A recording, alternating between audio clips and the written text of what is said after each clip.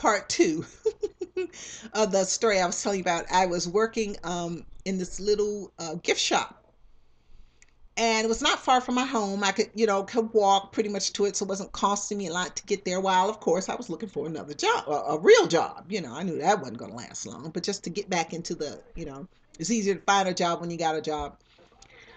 So when I was in high school, there was this one girl, and I mean, she was, I've always kind of looked okay. So it really wasn't a looks thing that I was jealous of, but I really haven't that much. I was one of those high school kids that had like a small circle of good friends. My sister hung around with me. I had, four or five really good friends. I had my best friend I had met when I was in junior high school. So basically, I went in a lot of clubs and a lot of after school activity because I had to work. I had to work after school. So there was this one girl, I'll say her initials LJ. And at the time, I didn't understand because, like I said, I didn't smoke a joint. I didn't drink. I didn't do anything. I was 18, 19 years old. I was 20 when I lost my virginity. So I was a late bloomer. So as much as I, give my parents a hard time for them not knowing what they were doing, they must have done something right. Um, um, and I really just admired this girl. I really admired her. She had all the nice clothes. She had all the friends, and she was dating a football player or something, the typical, And I gone to work. Let me see, we graduated high school in 73. So this was about, see, Michael was 83. I'll say 10 years, basically, pretty much 10 years later. I was working in the shop. And back then, that breakdancing stuff was really out. Although a flash dance, all that, those kind of movies, that kind of thing was out. And the kids used to like to break dance in front of the store where I worked. It was a gift shop. And so we lay out the flattened boxes, for them to do that little spinning thing. And I was, there working one day, and she walked into the shop. I just kind of looked at me, dark circles all. Like I said, I didn't know anything about people being addicted to drugs. I didn't know anything about that. I mean, I knew people did drugs. I knew people did, heroin, heroin. I knew people did those things, of course. But um, I didn't know the symptoms that somebody was on drugs. I just thought she was popular and, great and, perfect and, had long, long brown hair and was light skinned and was this gorgeous thing. And all these friends and all that stuff. So 10 years later, just about at 10 years later, I was in the shop. She came in, dark circles all on her hair, all greasy, strung out. Because by this time she's strung out. Um, Wherein in high school, she was, 16, 17, 18 and could handle being strung out. It didn't matter, but after a while it gets to you. And I said, hey, didn't we go to high school together? And she looks at me, of course, I look wonderful. And she goes, yeah, I think so. And I said, yeah. I said, we graduated together. I said, aren't you blank blank? And she goes, yeah, yeah, yeah. And I said something like, well, yeah, it's good to see you or something like that. She goes, oh my gosh, you have hardly changed at all. And then she said something like, yeah, here I am now, all messed up or something weird like that. And then she went in the back, allegedly, gave my boss a blowjob, and he gave her $60. I mean, okay, I don't mean it to sound mean like that, but which taught me a lesson that those high school miracle kings and queens and those high school princes and princesses oftentimes get out of high school and are nothing, and are nothing because they reached their pinnacle while in high school. And she was one of those people, and that kind of made me kind of feel kind of sad, but it made me kind of feel kind of happy, at the same time, that here's this person I thought was the most wonderful person in the world. And of course, hindsight being 2020, I realized she was on drugs, and all the druggies hung together, and not just pot. I mean, everybody was, smoking herb, but she was except me, but she was strung out on drugs, and that's why she was so happy and had all those friends, and did all this stuff. And I wonder, often she graduated, so she must have at least made enough graduate. But I was in the top 20% of my class, so and I got into a prestigious all-girl Catholic college, 400 girls there. So I must have done something right, and I think that goes to show, you know who you're admiring and who you're envying is not always who you should be admiring and who you should be envying, because a lot of times you don't know what's going on in a person's mind. Here this person was strung out on drugs, and I'm thinking, oh wow, she's got it all together. She's got the right clothes, she's got the right boyfriend, she's got the right friends, she's got the right hair, she's got the right, everything. And she was just, strung out on drugs. So I ended up being way better. I wonder sometimes, because what I do is I go every time I come up with a let me write this down. Every time I think of one of my old cronies, or old hanging partners, or somebody from high school, every time I come upon, one of those names like that, I look them up on Facebook just to see. Just to see if I can, if I could get in contact with them, just to see. I've done that with a couple of boyfriends, old boyfriends and stuff. And I never found her. So who knows? By this time, I don't know if she had any kids or not, but by this time she was a street, prostitute, on drugs. So let me see. I talked about the commute. I talked about her. Let's see, because I had to turn that off. So I don't know. I talked about ooh, did I finish about Martin Luther King Boulevard? I'm pretty sure I did. There's a lot of really nice murals on Martin Luther King Boulevard. I noticed there was a house for sale. Also, I had written a grant for a house, because by Hilltop being the area that it was, you know, what they were trying to do was uplift the neighborhood, and you could literally buy a house for 60,000 dollars, like a house. You could get a grant to buy a house. And what the object was people to move into these places, because neighborhoods change one family at a time, one person at a time. And what they were trying to do was to get people to buy houses in this neighborhood. So they were giving fixer uppers and stuff like that. So they were giving pretty much just giving houses away. So we happened to write a grant and get one of the houses, and that's where the shelter is now, because where the shelter was when I worked there was across the street, and that building's gone. I don't know. I didn't even see it when we were going by there today, but I thought it's pretty interesting. Um, you could, like I was saying, you could buy a house for 60,000 dollars, something like that, trying to clean up. And it wasn't so much like in Washington D.C. What happened was, as black people got more affluent and began to buy houses um, buy the better houses in the black neighborhoods, like where my parents live. They've been trying to buy them out of those houses forever. And what happened was, of course, as the black people got more affluent and the whites got more affluent, what happened was an exodus to Maryland.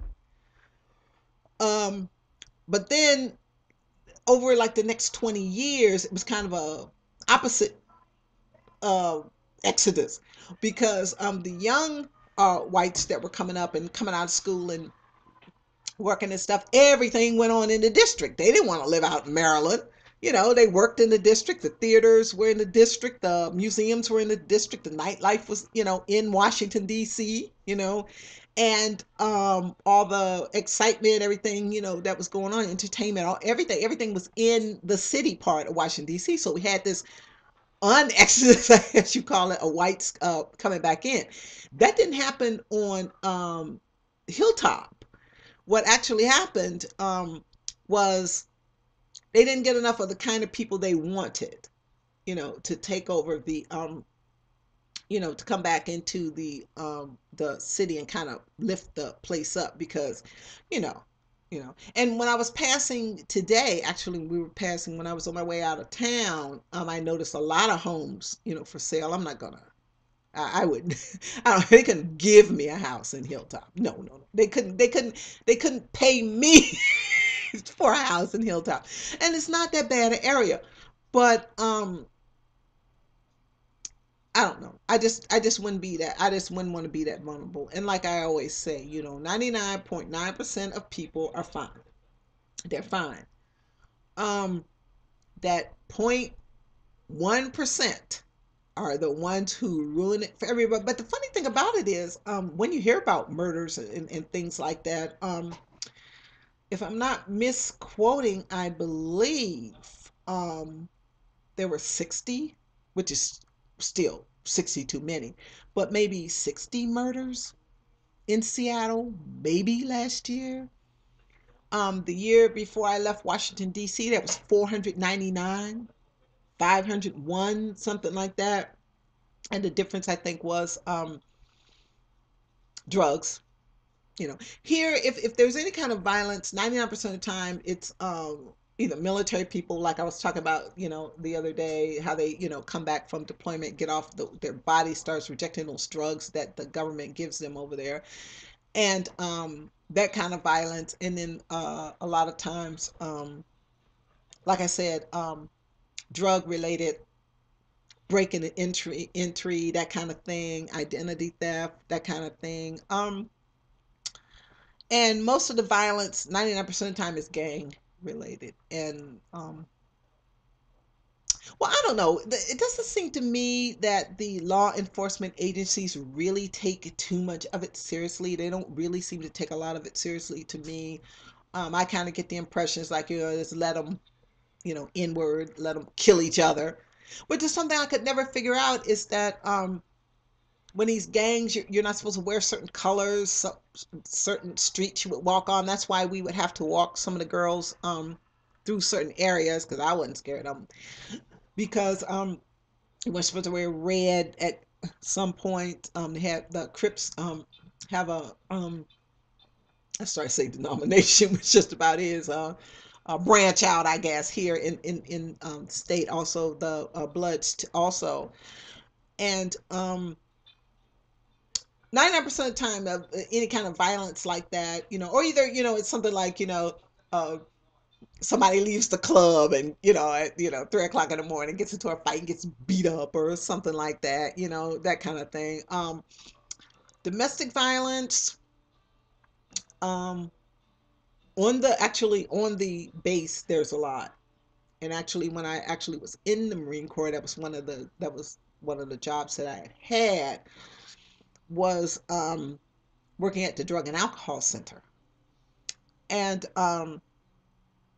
we'd go over the blotter every Monday morning and see who had cut up over the weekend, And they started while I was in the service, actually late 70s, early 80s, was a real turning around point for how they handled domestic violence. Domestic violence used to be the cops would show up and go, "Do you love him? Do you love her? Okay, and leave." That was a domestic violence call. As I got in the military and as it got, into the early 80s, a lot of that had changed, because the military, if you called in a domestic violence, first of all, women wouldn't call it in because, their husband could lose rank, could lose pay grade, could go to jail. So, survival made them just not, say anything. And if there was, like I said, if the MPs did come to base housing for any reason, they brush it off. Brush it off. And you love him, he love you, and they leave. They leave. And then the women would go into the honeymoon phase. Everything was fine, and then of course, it's a cycle and it doesn't stop, so we start all over again. We only had one. I can remember a couple, and like now, actually, and it irritates me when like I never have to go. I mean, I've gone to the hospital more in the last 5 years than I did the first um 50 some years of my life because I hurt my knee. I had that really bad asthma attack. All this crazy stuff happened to me. All of a sudden, I'm getting old. And whenever you go to the hospital now, the first thing they ask you is, did somebody hit you? Is this domestic violence? I'm like, I live with a cat. Okay, I live with a cat. If you don't see a scratch, then no, it's not domestic violence. But I mean that just goes to prove how things have changed. How things have changed. That women are taken much more seriously, and they actually ask you, if something like that has happened to you. And every time you go in, if you got any kind of bruise, anything like that, that's the first thing they ask you. So, um, I'm going to, no, it's too early to stop it. Yeah, but I don't have anything. Let me see what else I got. What I got, what I got, what I got, what I got. I talked about seeing the kids in school. Oh, zip cars. When I was downtown, I saw these, they're called zip cars here. What they are is town cars, and you only need them. You can like it's kind of like a lease, but it can be like just for one day. Because I know when my son is here visiting, when he goes to the airport, and or back and forth for different things like that, he, rents those town cars, or and they call them zip cars, and you just kind of you call them and say, yeah, I need a car to go to blah blah blah blah blah. I got to go do so and so. I got to make 4 or 5 trips to Seattle or something, and you rent the car just for that time. And so I was thinking, I don't know if I put it in the second video or the first video, that I was talking to my VA representative, and she was saying um, that they actually will pay for you to go to driving school. The reason why I'm not that good a driver, like I said, I can get in a car, put it in drive, move it forward if someone was dying. But the reason why I don't think I really don't drive is because my dad tried to teach me how to drive, and you know what a disaster that was, and I just never, never ever really learned. But I think I would need, and I had another friend of mine try to, like I said, when we took a cross country trip, she was allergic to bee stings, so she was like, look, you have to be able, your kids, my son was little then, you have to be able to move this car, in the event something happens, you might have to, drive it till you can get help. So I got my learners, and I was pretty good. I drove some when we went cross country. We took 90. 90 is the northern uh, uh, highway from Washington State to the East Coast, and it was like my third or fourth time driving. I didn't, I hadn't really driven a whole lot, except just practicing. Learning how to drive, just practicing, and uh, I happened to be driving when we got, well, we were gonna, my roommate said, well, look, when we get to Chicago, because it was like, it was August, Friday afternoon, 3 o'clock. And she goes, well, when we get to Chicago, pull over, I'll handle that traffic, when we get to Chicago. But we didn't get a chance to pull over. So I ended up driving in Chicago, August, in a car with no, well, we had air conditioning, but we weren't using it because, air conditioning, uses up like too much gas when we are making a cross country trip. So, I mean, and the smell of whatever it is, I don't know, is it the slaughterhouse when they were cooking, frying pigs or something? I was just terrible. And I remember it was August, and I remember was the heat, all that traffic, and that smell. That's the only thing I remember about Chicago. But um, if anybody out there ever happens to watch this is from Chicago, I've always wanted to live in the Midwest somewhere. I really like South Dakota. We stopped on the way back and saw, went to Mount Rushmore, but like I said before, it was a holy place for Native Americans, and they just thought George Washington's face and all those things. And but one thing I can say, I always thought Mount Rushmore didn't really look like them, but because we have an impression of what George Washington and you know, Abraham Lincoln, those people look like, that maybe it kind of looked like no, no, no. It looks really like them. I mean, down to the eyeballs. You can get on these things and look out, and everywhere you go, uh in the complex, any shop you go into, anything is you can see the Mount Rushmore thing. So it's 1947, 48, 49. I'm going to stop. I'm going to change. and then maybe do one more, and then I think I will go. I don't know. Then I think maybe I'll post them. I don't know. We'll see. So